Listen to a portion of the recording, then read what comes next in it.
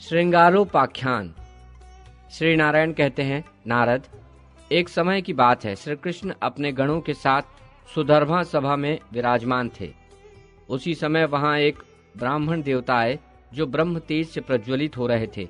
वहां आकर उन्होंने पुरुषोत्तम श्री कृष्ण का दर्शन किया और भक्ति पूर्वक उनकी स्तुति की।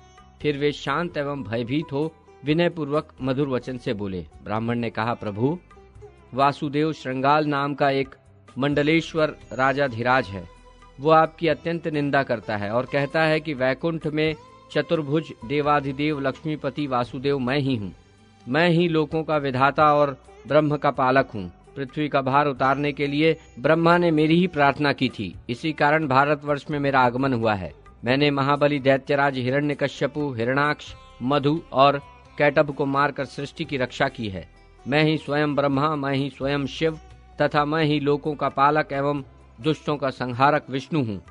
सभी मनुगुण तथा मुनि समुदाय मेरे अंश कला से उत्पन्न हुए हैं। मैं स्वयं प्रकृति से परे निर्गुण नारायण हूँ। भद्र, अब तक मैंने तुम्हें लज्जा तथा कृपा के कारण मित्र बुद्धि से क्षमा कर दिया था, किंतु जो बीत गया सो बीत गया। अब तुम मेरे साथ युद्ध करो। मैंने दूत के मुख से सुना है कि तुम्हारा अहंकार बहुत बढ़ गया है, अतः उसका दमन करना उचित है। ऊंचे सिर उठाने वालों को कुचल डालना राजा का परम धर्म है और इस समय मैं ही पृथ्वी का शासक हूँ।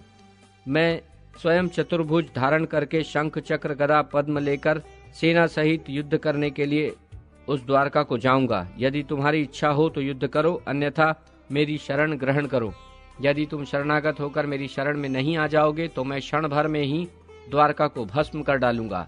मैं अकेला ही लीला पूर्वक क्षण भर में सेना, पुत्र गण और बंधु बांधव सहित तुम्हें जला डालने में समर्थ हूँ। मुने यूं कहकर वो ब्राह्मण मौन हो गया। उसे सुनकर सदस्यों सहित श्री कृष्ण ठठाकर हंस दिए। फिर उन्होंने ब्राह्मण का भली भांति आदर सत्कार करके उन्हें चारों प्रकार के पदार्थ भोजन कराए।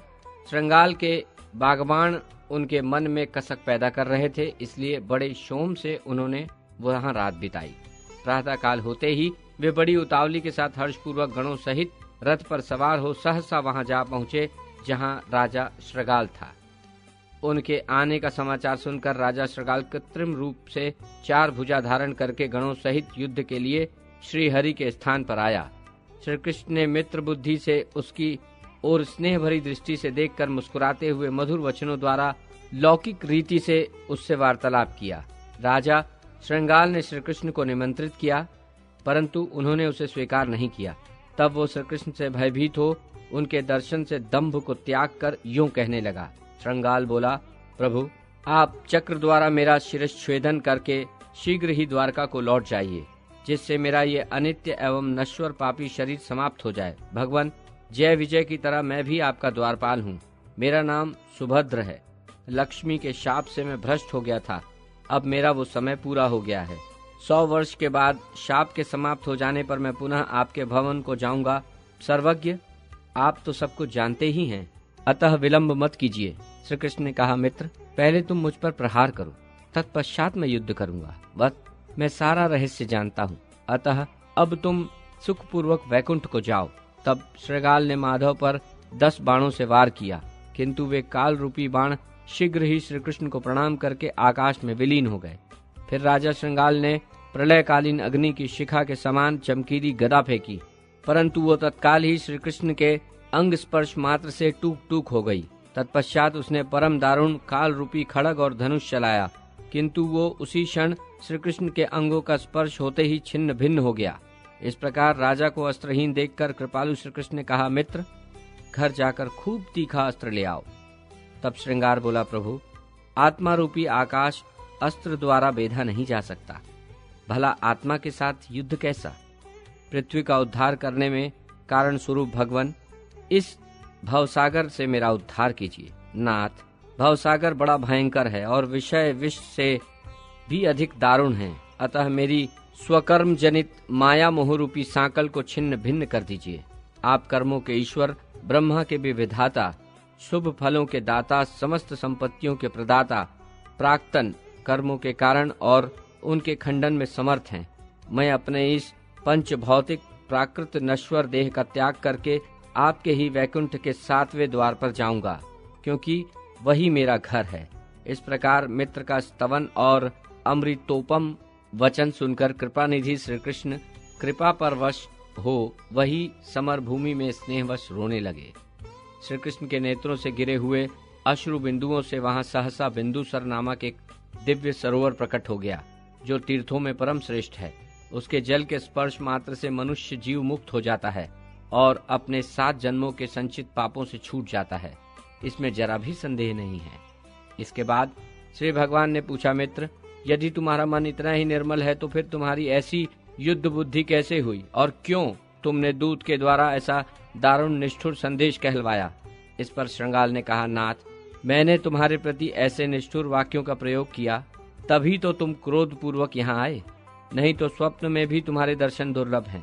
यो कहते कहते उसने योगावलंबन करके प्राकृतिक 5 भौतिक शरीर का त्याग कर दिया और वो श्री कृष्ण के देखते देखते ही विमान पर सवार होकर दिव्य धाम को चला गया। उस समय श्रृंगाल के शरीर से 7 ताड़ जितनी लंबी एक महान ज्योति निकली और वो ब्रह्मा जी तथा लक्ष्मी जी के द्वारा पूजित श्री कृष्ण के चरण कमलों में प्रणाम करके चली गई। तब अपने साथियों सहित श्रीमान कृष्ण इस अद्भुत चरित्र को देखकर प्रफुल्ल मुख हो द्वारका की ओर चल दिए। द्वारका पहुंचकर उन्होंने पहले माता पिता को प्रणाम किया, तदनंतर रुक्मिणी के महल में जाकर पुष्प शैया पर शयन किया। गणेश के अग्र पूजत्व वर्णन के प्रसंग में राधा द्वारा गणेश की अग्र पूजा का कथन।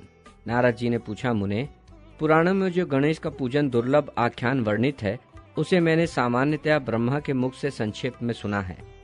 अब आपसे समस्त पूजनियों में प्रधान गणपति की महिमा विस्तार पूर्वक सुनने की मेरी अभिलाषा है, क्योंकि आप योगिंद्रों के गुरु के भी गुरु हैं। पूर्व काल में स्वर्गवासियों ने सिद्धाश्रम में राधा माधव की पूजा की थी। उसी राधा ने 100 वर्ष बीतने पर जब श्रीदामा का शाप निवृत्त हुआ, तब ब्रह्मा, विष्णु और शिव आदि सुरेंद्रों, नागराज, शेष और अन्यान्य बड़े बड़े नागों, भूतल पर बहुत से बलशाली नरेशों और असुरों, अन्यान्य महाबली गंधर्वों तथा राक्षसों के रहते हुए सर्वप्रथम गणेश की पूजा कैसे की? महाभाग, ये वृतांत मुझे विस्तार पूर्वक वर्णन करने की कृपा करें। श्री नारायण बोले, नारद, तीनों लोकों में पुण्यमयी होने के कारण पृथ्वी धन्य एवं मान्य है। उस पृथ्वी पर भारतवर्ष कर्मों का शुभ फल देने वाला है।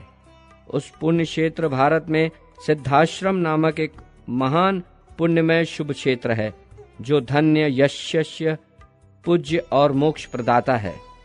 भगवान सनत कुमार वहीं सिद्ध हुए थे। स्वयं ब्रह्मा ने भी वहीं तपस्या करके सिद्धि प्राप्त की थी। योगेंद्र, मुनिंद्र, कपिल आदि सिद्धेंद्र और शतक्रतु महेंद्र वहीं तप करके सिद्धि के भागी हुए हैं। इसी कारण उसे सिद्धाश्रम कहते हैं। वो सभी के लिए दुर्लभ है। मुने, वहाँ गणेश नित्य निवास करते हैं। वहाँ गणेश की अमूल्य रत्नों की बनी हुई एक सुंदर प्रतिमा है, जिसकी वैशाली पूर्णिमा के दिन सभी देवता, नाग, मनुष्य, दैत्य, गंधर्व, राक्षस, सिद्धेंद्र, मुनिंद्र, योगिंद्र तथा सनकादि महर्षि पूजा करते हैं। उस अवसर पर वहाँ पार्वती के साथ कल्याणकारी शंभु गणों सहित कार्तिकेय और स्वयं प्रजापति ब्रह्मा पधारे। प्रधान नागों के साथ शेष नाग भी तुरंत वहां आ पहुंचे। फिर सभी देवता, मनु और मुनिगण भी वहां आए। सभी नरेश प्रसन्न मन से गणेश की पूजा करने के लिए वहां उपस्थित हुए। द्वारका वासियों के साथ भगवान श्री कृष्ण का भी वहां शुभागमन हुआ तथा गोकुल वासियों के साथ नंद भी पधारे। तदनंतर सुरसी का रासेश्वरी और श्री कृष्ण के प्राणों की अधिदेवता सुंदरी राधा भी 100 वर्ष व्यतीत हो जाने पर गोलोक वासिनी गोपी सखियों के साथ पधारी। वहां सुंदर दांतों वाली राधा ने भली भांति स्नान करके शुद्ध हो धुली हुई साड़ी और कंचू की धारण की। फिर भुवन पावनी कांता राधा ने अपने चरण कमलों का अच्छी तरह से प्रक्षालन किया। तत्पश्चात वे निराहार रहकर इंद्रियों को काबू में करके मणिमंडप में गईं। वहां उन्होंने श्री कृष्ण प्राप्ति की कामना से उत्तम संकल्प का विधान करके भक्ति पूर्वक गंगा जल से गणेश को स्नान कराया। इसके बाद जो चारों वेदों, वसु और लोकों की माता, ज्ञानियों की पराजननी एवं बुद्धि रूपा है, वे भगवती राधा श्वेत पुष्प लेकर साम वेदोक्त प्रकार से अपने पुत्र भूत गणेश का यों ध्यान करने लगी। जो खर्व, छोटे कद वाले, लंबोदर तोंद वाले, स्थूलकाय ब्रह्म तेज से उद्भाषित, हाथी के से मुख वाले, अग्निसरी के कांतिमान, एक दंत और असीम हैं, जो सिद्धों, योगियों और ज्ञानियों के गुरु हैं। ब्रह्मा, शिव और शेष आदि देवेंद्र, मुनिंद्र, सिद्धेंद्र, मुनिगण तथा संत लोग जिनका ध्यान करते हैं, जो ऐश्वर्यशाली सनातन ब्रह्म स्वरूप, परम मंगल, मंगल के स्थान, संपूर्ण विघ्नों के हरण करता, शांत संपूर्ण संपत्तियों के दाता, कर्म योगियों के लिए भव सागर में माया रूपी जहाज के कर्णधार स्वरूप, शरणागत दीन दुखी की रक्षा में तत्पर, ध्यान रूप साधना करने योग्य, भक्तों के स्वामी, भक्त वत्सल हैं, उन गणेश का ध्यान करना चाहिए। इस प्रकार ध्यान करके सती राधा ने उस पुष्प को अपने मस्तक पर रख पुनः सर्वांगों को शुद्ध करने वाला वेदोक्त न्यास किया। तत्पश्चात उसी शुभदायक ध्यान द्वारा पुनः ध्यान करके राधा ने उन लंबोदर के चरण कमल में पुष्पांजलि समर्पित की। फिर गोलोक वासिनी स्वयं श्री राधा जी ने सुगंधित सुशीतल तीर्थ जल, दुर्वा, चावल, श्वेत पुष्प, सुगंधित चंदन युक्त अर्घ, पारिजात पुष्पों की माला, कस्तूरी केसर युक्त चंदन, सुगंधित शुक्ल पुष्प, सुगंध युक्त उत्तम धूप, घृत दीपक, सुस्वादु रमणीय नैवेद्य, चतुर्विध अन्न, सुपक फल, भांति भांति के लड्डू, रमणीय सुस्वादु पिष्ठक, विविध प्रकार के व्यंजन, अमूल्य रत्न निर्मित सिंहासन, सुंदर 2 वस्त्र, मधुपर्क, सुवासित सुशीतल पवित्र तीर्थ जल, तांबुल, अमूल्य श्वेत चंवर, मणिमुक्ता हीरा से सुसज्जित सुंदर सूक्ष्म वस्त्र द्वारा सुशोभित शैया, सवत्सा कामधेनु गौ और पुष्पांजलि अर्पण करके अत्यंत श्रद्धा के साथ षोडशोपचार समर्पित किया।